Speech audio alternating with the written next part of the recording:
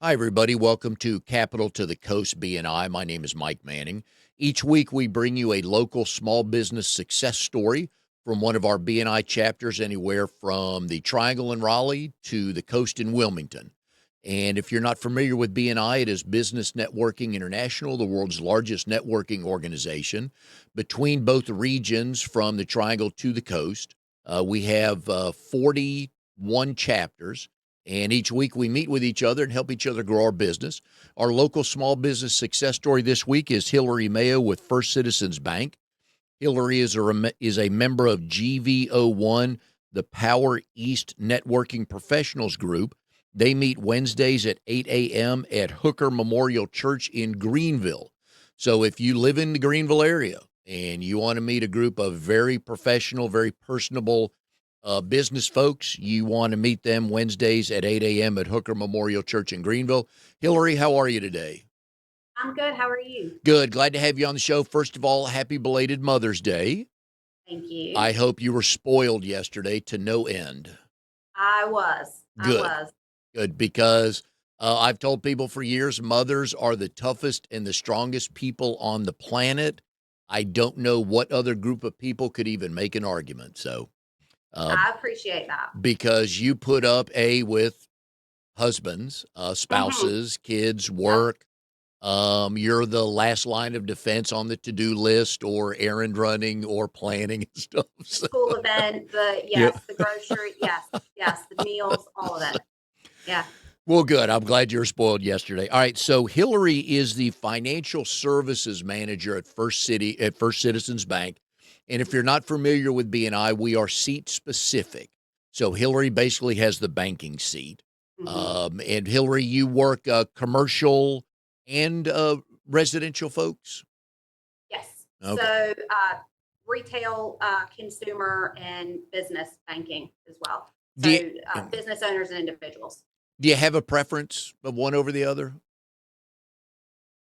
No, well, so the meat of it really is, I think when I get to work with small businesses, every business has an owner. Those owners also have individual lives, and so that's really where a lot of it bleeds over. And so, if I had to draw a line in the sand and pick one, our business owners.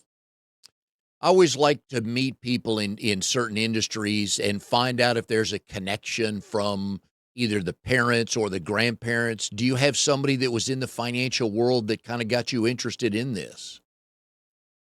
No, I will tell you when I think back to it. So last week, or 2 weeks ago now, time flies. I helped out with Grow Local program here in the community, and I went to the middle schools and high schools and taught a class on careers in banking.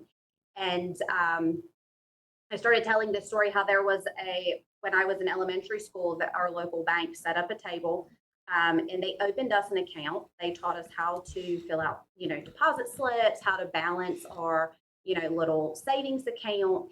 And if you had a deposit to make, you got to leave class in the morning, walk down the hall, go to the bank, make your deposit. And I dug through my mom's change purse to find a penny, a nickel, whatever it was, so that I could go make my deposit. And I thought it was the coolest thing ever. So when I reflect back to that, it was honestly probably that local bank Mm. setting up that table in the hallway of my elementary school. Did this kind of start your entrepreneurial spirit, understanding the value of money and wanting to make money? Yeah. Yep. And so I had, growing up, my dad was in the forestry industry and he had his own business. And so, talking about strong mothers, my mom worked for him, balanced all the books, the household, all of that whatnot. And so part of me really just grew up, not necessarily in the financial industry, but, you know, in the home of a small business owner. Mm. Now, growing up, what kind of side jobs, odd jobs, or working jobs did you do through junior high and high school? So it really was a lot of babysitting, lifeguarding, Mm. um, waiting tables. Just the normal. I think things that you would think about for a young girl to do. And did you, deposit some of the money and spend some of the money? Absolutely. I absolutely did. It was the coolest thing ever when you have your own money. Mhm. And then it's not so much the coolest when you see how quickly things start to go back out. But you're right, though, it is kinda nice to know if you've got, $200 in the bank and you're 16 years old and you wanna buy something and you go to your parents, "Mom, Dad, I'd like to buy this. Here's why, and I have the money for it." It generally shortens the conversation, doesn't it? Yeah, Yeah. yeah. So that would be a good tip to pass on to those younger folks that are listening today of and again, I've got so my wife and I have 4 nieces and 2 nephews, and they're all Mhm. either out of college or finishing up college right now. And I told every one of them before they went to college, "You do 2 things. You take care of your grades, take care of your money, and your parents will have almost no reason to jump into your life." That's right. And That's so right. kinda nice growing up. So what was Unless the you want them to, but that's yeah. correct. Yeah, you're welcome to bring them into your life, but if you don't want them in, you just don't wanna ask about your grades and your money, what else as parents, we're just asking if you're, do you have the right classes? Do you enjoy the teacher? Are Correct. you doing extracurricular stuff? And we don't have many things to ask about, so, yeah. So, Yeah, I always I appreciate agree. that. Alright, so growing a book of business is kind of the focus of when we have guests on to talk about to understand that. You are at First Citizens Bank now, but you were with another bank in Greenville, correct? Before you moved to First Citizens? Yes. Okay. When you joined, and that was your first time at a bank, you were a teller, you had other jobs at the bank. Mhm. All right.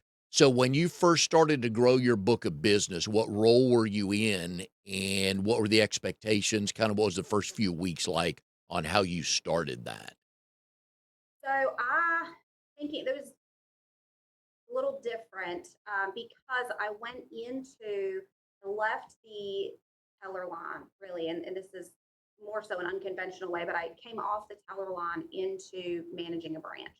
At that time, the bank that I was with was transitioning from having a branch operations manager to just a true branch manager that would, start lending money and becoming a loan officer. So I had initially started out thinking that I was going to have a nice, transition that I can apply all of these different skills that I've learned, and gradually, kind of grow into that loan officer role. And it wasn't any time at all until I was in, and I thought, wow, okay, I'm really tasked with growing the brand, lending money and developing those relationships. And so it was certainly uncomfortable, to say the least, to really start with that. Were you, because usually when most people start a book of business, they will start cold calling, networking events, things like that. What did you kind of start doing in the early days? So I had, when I started out, I had a wonderful mentor that really brought me in on a lot of the business that they were doing. Just, grab a notebook, sit down, listen to, the conversations, how we're doing things. And then from there, it was, okay, how can I recreate that? How can I duplicate, that experience or that situation? What industry were they in? Okay, let me go learn about that industry. Who do we have in the area? And connect the dots to, help other individuals in those similar situations. Because I literally had just come out of an office learning and hearing about that. So it was working with internal partners and trying to then take that and connect it out into the community. And you are from a small town in Pennsylvania, and you moved to the coast for a little while, then you moved to Greenville. So you've not have you lived in a thriving metropolis yet? Unless you consider Amish country thriving metropolis, no. Um, Not quite. However, in Pennsylvania, I was closer to much larger areas, Yeah. but that was not as a young professional. And so, really, a lot of my professional was being out on the coast, which looks very different. And then here in Pitt County, in Greenville, Winterville area. Well, as I was doing my research on you, when I was reading on that because I knew you'd come from a small town, Mhm. and then you get to Greenville. My sense is coming from a small town, you built relationships because you guys had to rely on each other. You kind of knew everybody, so you were already probably pretty gifted at that, almost without even trying. Yeah. Yeah. There's a certain level of, even local competition, right? What can I do? Where's my cheese, so to speak? Where's what we're focusing on as a company, myself personally and professionally. What am I not able to do? Uh, but who else can do that? And so Mm. I still maintain relationships with folks from the bank that I first started out with to say, hey, I've got a question. Is this something that you guys would work with?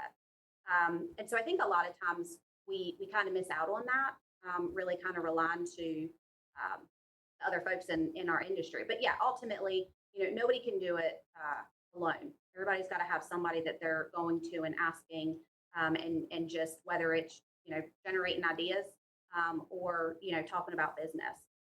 And I would imagine in your world, especially on the business side of this, these are could be several conversations until you get to the point of what they need, not what they ask for, because sometimes what they ask for, they don't need all of it yet, versus what you can set them up in. So you probably get to know those folks really well during those conversations. Yeah, yeah. And there's a challenge to that. Not everybody, I call it 21 questions, let's just play a game of that real quick, make sure we're all on the same page. But not everybody's open to that. Rightfully so. And so it Mm. takes several conversations really to get to the point of truly having a holistic conversation. Um, you know, overcoming, you've got the individual that maybe you were introduced to or uncovered and met on your own, just out in the community, and there's a level of trust that needs to be built, and that takes time. So when did you know? So how many different banks have you worked for now? Two, three, if you consider a merger, Okay. acquisition, but left one to come to another. Okay. So when did you kind of know that this banking world was for you and you kind of enjoyed it and you started seeing some results? When I realized that my day was never going to be the same. Oh, So growing up, when what do you want to be when you grow up, and why, and what does this look like? Um, I never really knew what that was, but I knew that a stack of papers just repetitively doing the same thing, or you mm. think like an assembly line, that was the worst to me. And I thought, okay, how can I avoid that at all costs? I don't want to do the same thing. I don't, want to be so robotic. And banking is just so incredibly different every day. I could come in and have the same request, um, every single day, but it's always going to be different because the person's different, their financial situation's different, and so it really keeps you on my toes. It really is enjoyable. Well, that's okay. So now I have to amend my next question based on your answer. So there is no normal week, which is good, but Hmm. there's in an average week, let's just say that with no emergencies, no Sure. stock market Okay. going nuts, things like that. What does a normal week look like for you as you try to develop and or grow those relationships? Yeah. So a normal week for me looks like making sure that I'm out in the community and going to the events that the chamber's putting on or that our chapter is putting on. And from there, it's getting situated with, okay, who are the clients that I'm currently working with? What do they have coming up? Where are we in the process of whatever project, that we're working on? And it's a ton of time management, to really make sure that those existing clients, I'm doing what I need to stay on track, keep them updated and informed, but then also not miss out on the opportunities of being in the community, having conversations, and just passing information back and forth, To outside of also reports and yeah. personnel management and all of those fun things. to go find new clients. So when you do all these things, it's a combination of strengthening relationships and hopefully meeting new clients. Yes. Yeah, absolutely. There's a balance. I would not be as successful as I am if I said, okay, I'm just gonna, drive new business and, Mhm. prospect and, acquire all of these new relationships because ultimately, um, there's no relationship there. So, you've got to continually bring new business in. Mhm.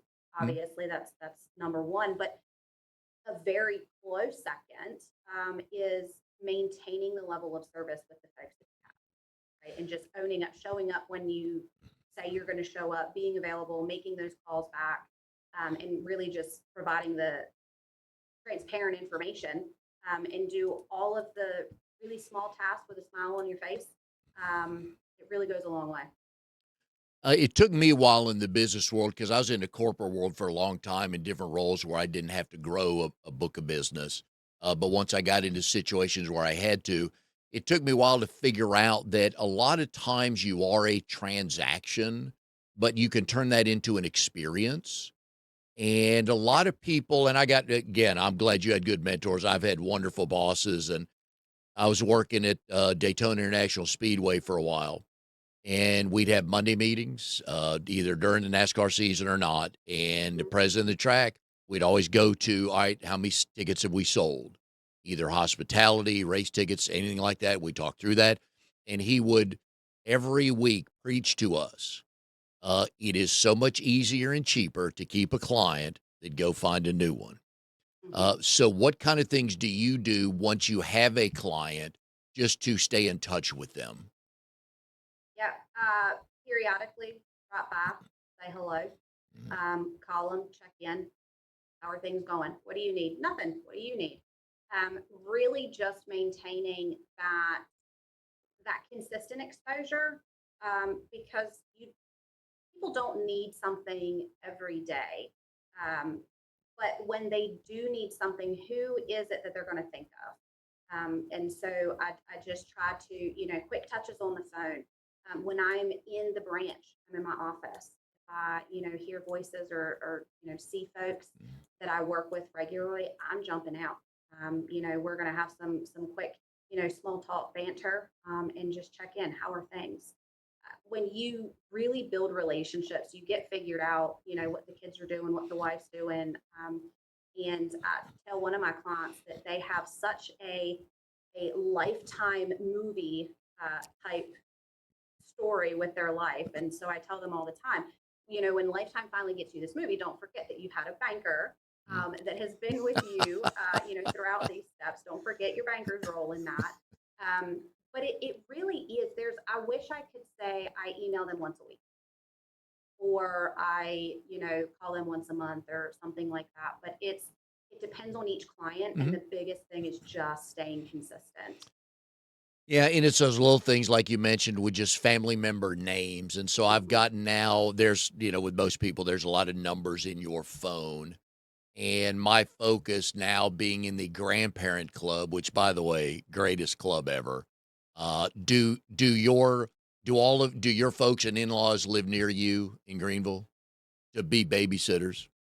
Not in Greenville, Okay. but if you're in ENC, a 45-minute hour drive is really not all that long. Okay. So it's not too bad. So we want you to call upon us to babysit. So I hope you take full advantage of Yes. your free babysitting. Yes. So anyways, back to my point of the phone is I can't always keep everybody's kids' names in there, but all Mhm. of my friends that are grandparents, I got their newest grandkid's name next to their name. So when I Mhm. call them, "Oh, how's Anthony doing? Give me a good story." So, but it's those little things that we can't assume that all of our competitors are doing that exact same thing, and most of them probably aren't, are they? Yeah, and it comes from really when I think of that, like I have clients who will come in and it's when you say a lot of it starts out as transactional. There's some clients who that you know all that it sometimes ever really is, right? You don't have all of these big wonderful relationships that are turn in business every month. But a lot of them become just transactional for a period of Mhm. time. And so there's folks that will come in and I won't see them for a little while, and they'll, or I've even from the old bank, and they'll say, "Oh my gosh, I remember you grew up in Lancaster County, and how was and they would just rattle these things off, and it's really neat to hear that. And so it's just natural, I think, when you receive that, to give that back as Mhm. well, and that comes from asking good questions, and truly caring about what it is that they have going on. Right? It's I don't have this mental checklist in my head where I'm like, okay, do they need this? No, okay, move on to this. Try to ask a question for that. It just comes in genuine conversation, and I'm just here to help. Yeah, just get a feel for what they're looking at or needing these days, and Mhm. versus here are the products I have, Mike. Pick one. It's like no, Correct. that's not going to work. So, Yeah. Yeah. now in your world, without asking numbers, I'm assuming everybody's got a number to hit monthly, quarterly, annually, all that good stuff. Sometimes that doesn't drive people. That puts a lot of pressure on them. How does that motivate you, and do you like that? Yeah, I think there's a time and place for it. And when you get into routines and you have all of the right behaviors, everybody's going to feel pressure. Mm. Everybody's going to feel stress to, um, get this number or close this deal or, open this account that you've been working on for a while and, reach this goal. And it comes and goes. You've got to really know your community and understand when those slower times are, and how you manage your way through that. So, yeah, I think I've been doing it long. I'm not really answering your question, and I apologize, but I think I've been doing it long enough that it just comes along with it. Mm. And when you truly are just taking all the right steps and behaviors, it all falls into place. There's stressful months here and there, but eventually things start to line up and click. And it's almost like that snowball effect. No, I'm with you. No, you did answer the question because a lot of people, especially early on in business, like, I have to sell something this week or I'm going to be in trouble, can't pay the rent, whatever.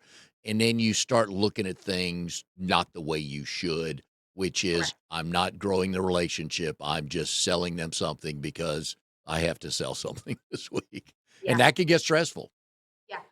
I don't, my boss probably would not like to hear me say this, but I'm not going in every day and looking at all of these reports and, where am I here and where am I there? Some people do every day and they thrive in that. Mm.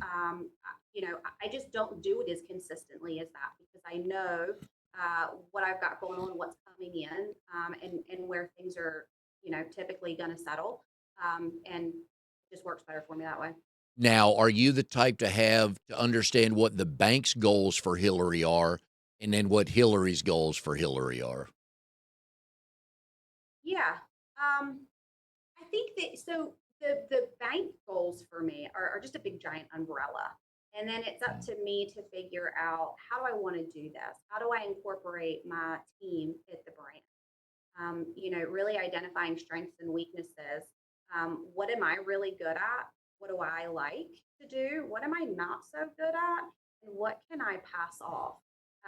So yeah, I think that's really the best part about it. If you're writing a book on how to grow a book of business, what will be the best chapter in your book of something that you do very well and are happy to share that with people? Really, to what I do really well is the initial consult when I'm meeting someone, Mm. to really sit down and get figured out, okay, this is what you have going on, like super common right now. Everybody has, racked up credit cards, and now how do we restructure that? That could be a 5-minute conversation, and we could be on and out the door. I can help, right? On to the next.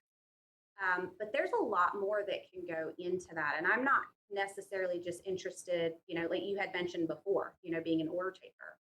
We don't know what we don't know. And so I am really good at asking the why behind some things.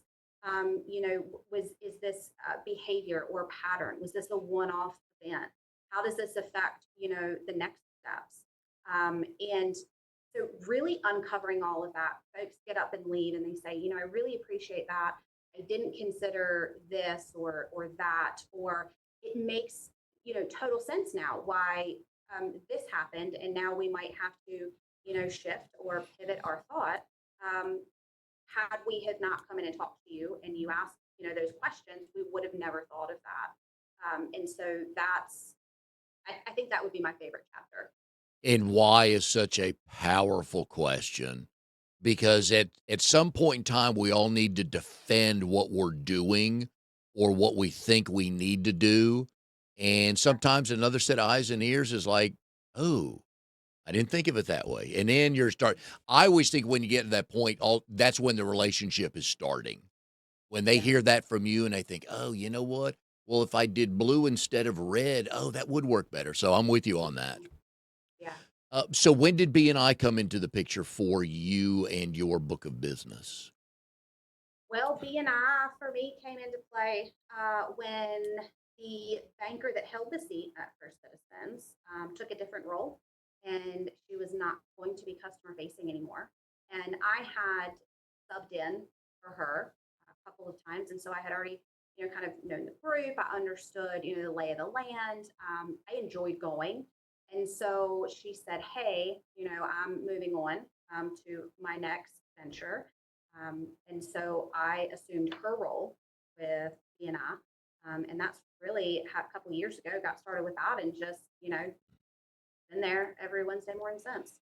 So I can assume if you were offered a job somewhere that's not involved in the community and you were always stuck in an office running meetings, you might not want to take that job. I've thought of that and I was like, man, if I did anything different, I would not like I would lose all of that. Yep. Um, but it's I'm a huge advocate for BNI because it does work. But more than that, um, we have an agenda. We have, these things that we are very specific that we do. And networking is not very comfortable for everybody, especially Yeah. if you were just starting out. I have my fair share of awkward stories that we don't have time to talk about on this show.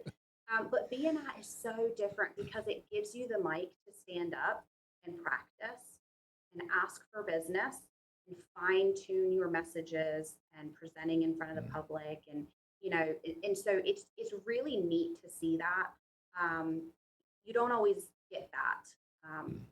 So that's it, it works and it's really good. I'm with you. You learn a lot of things, not only building relationships, but it helps you learn little things like in your job how to do something a little bit better. And I'm with you. The elevator pitch I've told people from day one, everything starts there. Because if I can't tell you how to help me, you're going to move on to the next person who told you how to help them, and you're going to do that. Right. So I agree with you on that. Mhm. So back in the day, the first business transaction you concluded, do you remember, not asking names or numbers, do you remember going through that, and how terrified and how satisfied were you at the beginning and or the end?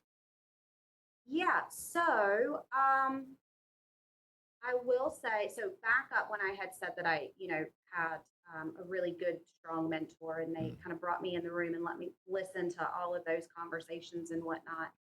Um, the client in that very first meeting that I ever sat down with, because the request was so complex, I didn't actually get a chance to do it.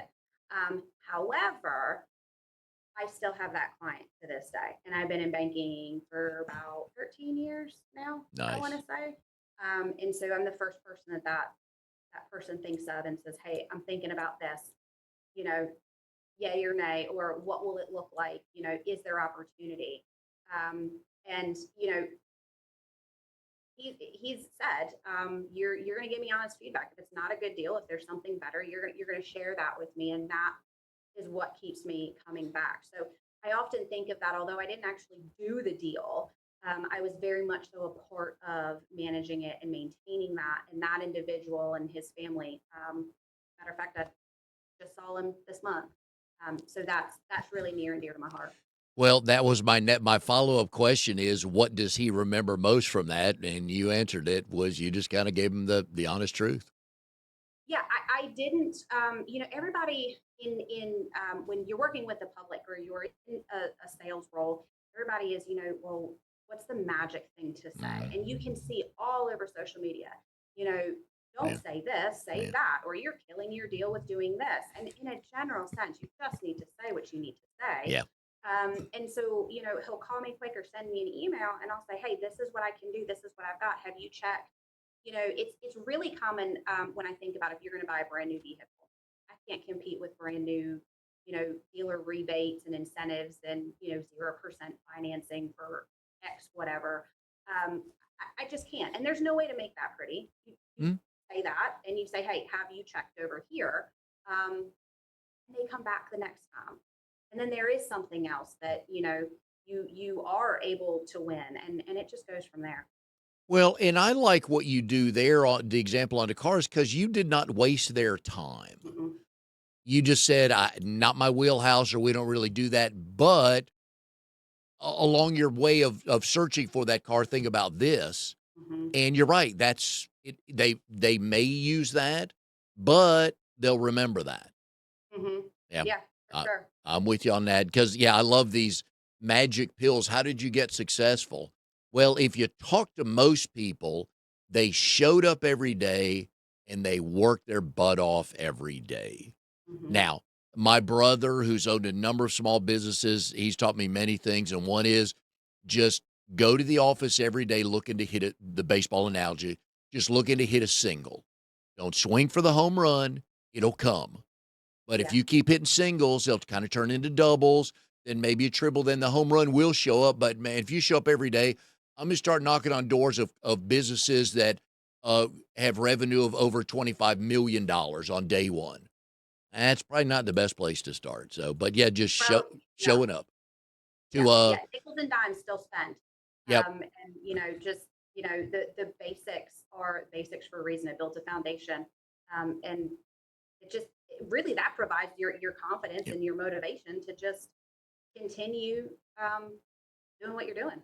Yeah, I enjoy good song lyrics, and, Bruno Mars, who I'm a big fan of, got a great line in his song, I forget the name of the song 'cause can't remember the name of the song, but his line is, "If Sing it I'm" for us. Do what? I said you can sing it for us. Yeah, that won't go well, everybody will log off, yeah, but I appreciate the confidence. He said, "If Imma show up, Imma show out." There you go. So, if I'm coming to work, I'm gonna make it work, so yeah, anyways, I'll think in about an hour, I'm gonna think of the song and it will mean nothing to anybody, but it's one of his biggest hits. So, anyways, Yeah. so one of the questions I like to have ask my guests on the show that are married. So your husband's name is Corey. Mhm. So, how did you two meet, and do you both tell the story the same way? I probably don't let him tell his story. I don't know. So probably not, or his story is my story. We met on Match.com. We met online, All right. and yeah, and I was tired of the same old scenes. To be Mhm. very honest, they don't ever work out so great. And so yeah, I had a coupon back in the day. I mean, trial run 7 days, and I was like, hey, I'm on my seventh day. And so we met up, we had dinner. We've been together ever since. So, where was the first date?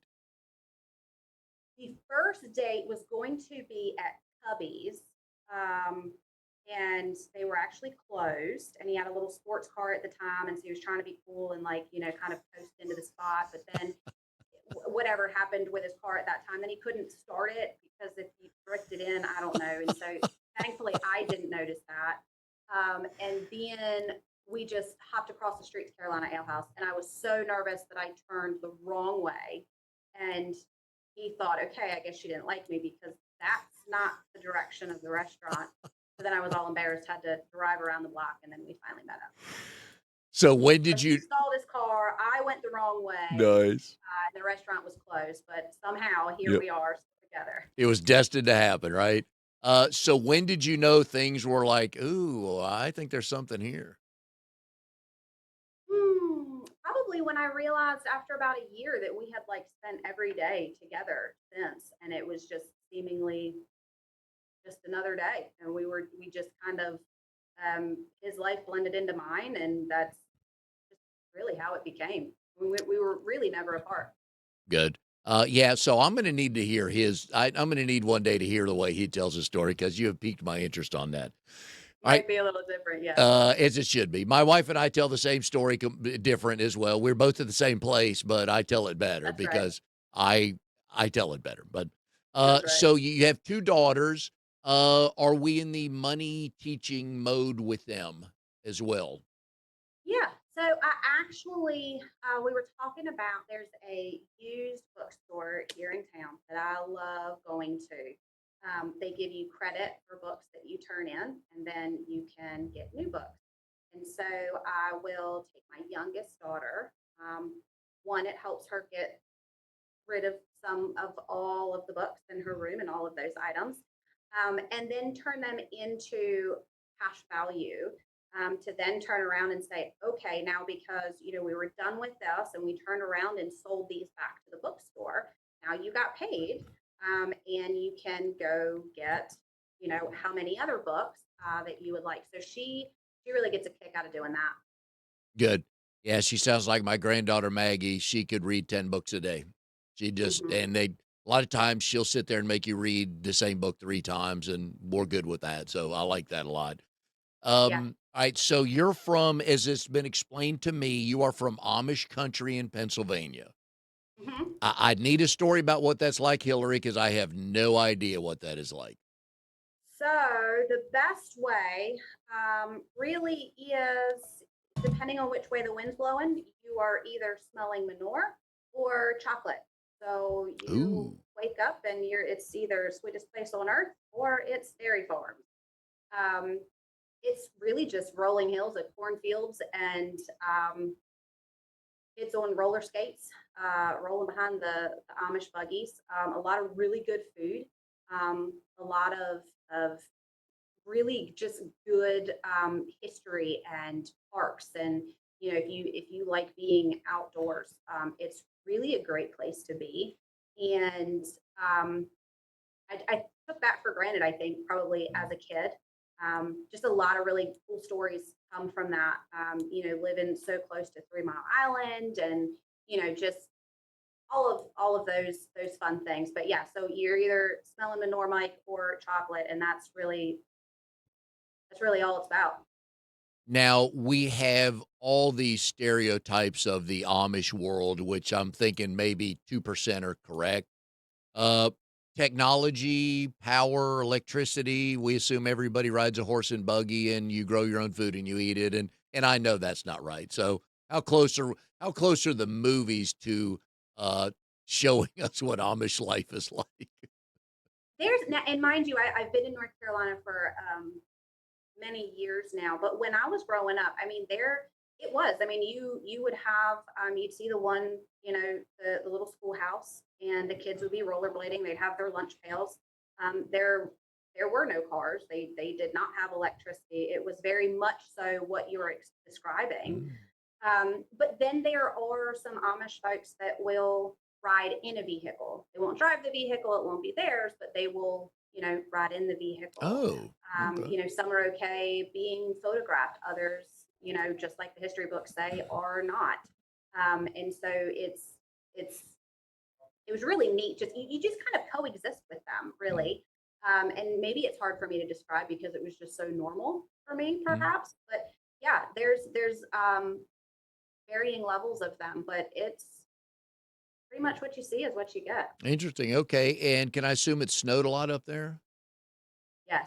Okay. I So f loved it as a kid, but I am yeah. so glad I don't have to deal with that as an adult. I hear that. I didn't need to ask that question anymore because I've learned people that move from the South that they've been here more than about 6 years. They're like, it's usually Yes. the snow. Yes. So I always like to ask my friends from the North, how many times did you jump off the roof into a snowbank? I didn't because I was a big giant scaredy cat, but my sister did. She did. And I remember opening doors in our basement and it was just a wall of snow. Mm. So we'd quick shut the door and, mom would go out and start shoveling things out. But yeah, me, 0. My sister, 1. Hopefully she never hurt herself badly. No, she Okay. was she was good. We have pictures of it somewhere. Okay. And how big were these snowdrifts that they were jumping into?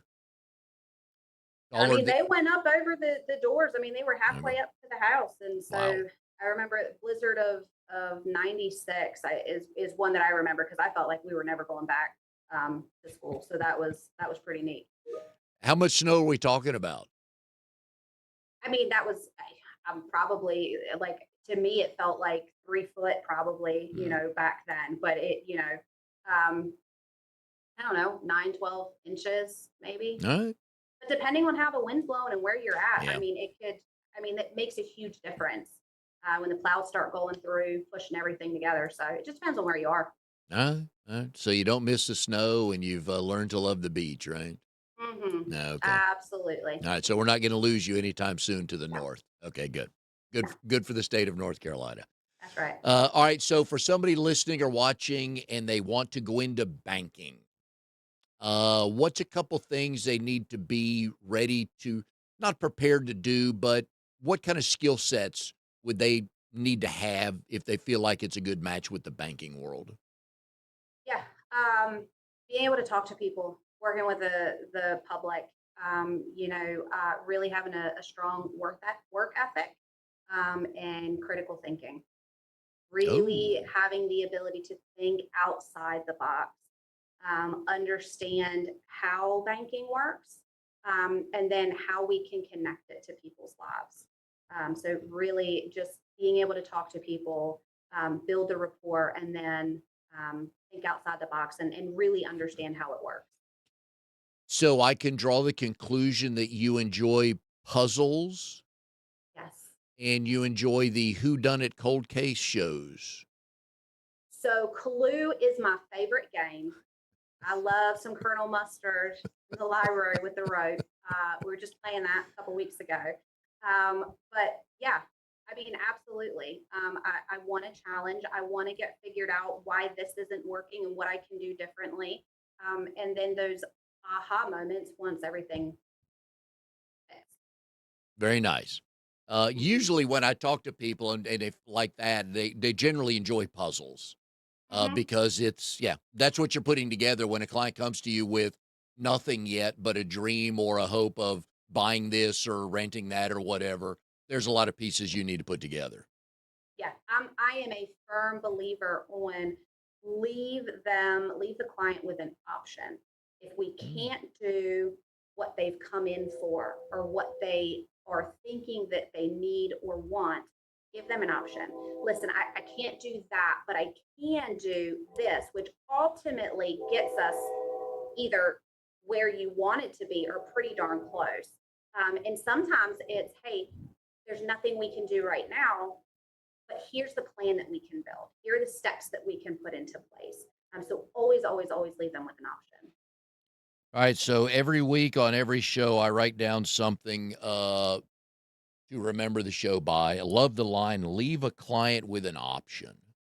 I like that Nobody because likes to feel stuck. yeah, yeah. And sometimes they come to you, it's not for today. I'm planning Right. on September. Mhm. And now you got options on things Mhm. like that. So that and not jumping off the roof into a snowbank.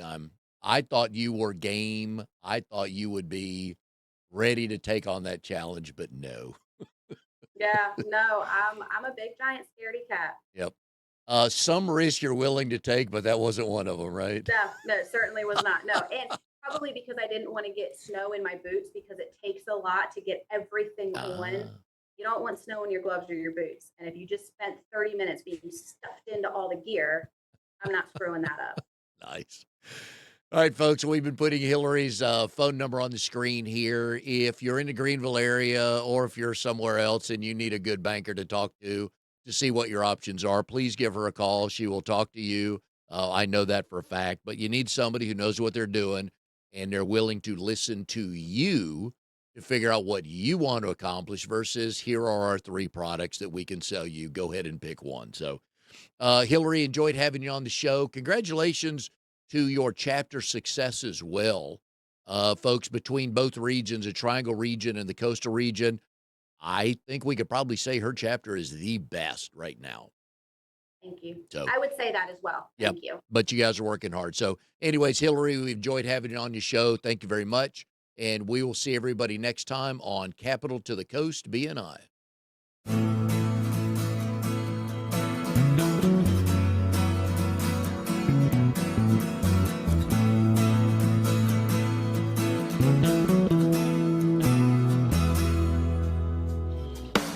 You are tuned to the Nissan Communications Network. If you tuned in too late, you can always watch each program in its entirety or download an MP3 audio file of it in the archives section at nissancommunications.com. Don't forget to subscribe to our YouTube channel, follow us on Twitter, and like us on Facebook. Sponsored by StreamingGear.com and DeltaForce.net.